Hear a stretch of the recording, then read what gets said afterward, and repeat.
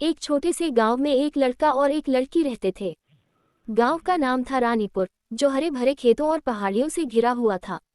यहाँ की हवा ताजगी से भरी रहती थी और लोग अपनी दिनचर्या में व्यस्त रहते थे। गांव में एक लड़का था, नाम था अर्जुन, और एक लड़की थी, नाम थी सपना। अर्जुन एक मेहनती लड़का था।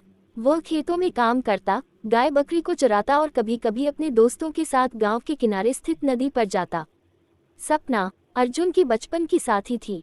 वह भी घर के कामकाज में मदद करती और कभी कभी अर्जुन के साथ खेतों में काम करने आ जाती। दोनों का बचपन साथ बीता था, लेकिन जैसे जैसे वे बड़े हो रहे थे, उनकी भावनाएं भी बदलने लगी थीं। अर्जुन को सपना की आंखों में कुछ खास बात दिखती थी। वह उसकी मुस्कान, उसकी बातों की कोमलता और उसकी नज़रें, जो हमेशा उम्मीद से भरी रहती थीं, से बहुत प्रभावित था। एक दिन अर्जुन ने सपना से अपनी भावनाओं का इजहार किया। सपना, मुझे लगता है कि मैं तुमसे बहुत प्यार करने लगा हूँ। तुम मेरी दुनिया हो और मुझे ऐसा लगता है कि तुम्हारे बिना मेरा जीवन अधूरा है। अर्जुन ने शर्माते हुए कहा। सपना थोड़ी चौंकी, लेकिन उसकी आंखों में भी प्यार था। वह समझ गई कि अर्जुन का दिल सच्चा है। उसने मुस्कुराते हुए कहा, मैं भी तुमसे प्यार करती हूँ अर्जुन, लेकिन हमारे गांव की जिंदगी इतनी आसान नहीं है। हमें संघर्ष करना होता है और शायद हमारे सपने कभी पूरे न हो पाए। अर्जुन ने सपना की बातों को सुना और ठान लिया कि वह सपना के साथ अपने सपनों को पूरा करेगा।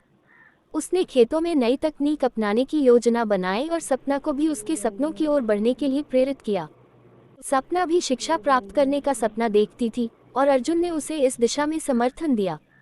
वह दोनों एक साथ मिलकर गांव के बच्चों को पढ़ाना और कृषि में सुधार लाने के लिए काम करने लगे। गांव में छोटे छोटे बदलाव दिखने लगे। लोग उनकी मेहनत और प्यार को देखकर प्रेरित होने लगे। समय के साथ अर्जुन और सपना के प्यार ने गांव के लोगों को भी सिखाया कि मेहनत, संघर्ष और प्यार से बड़े बड़े सपने सच हो सकते हैं। उनका प्यार सिर्फ उनके लिए नहीं, बल्कि पूरे गांव के लिए एक प्रेरणा बन गया।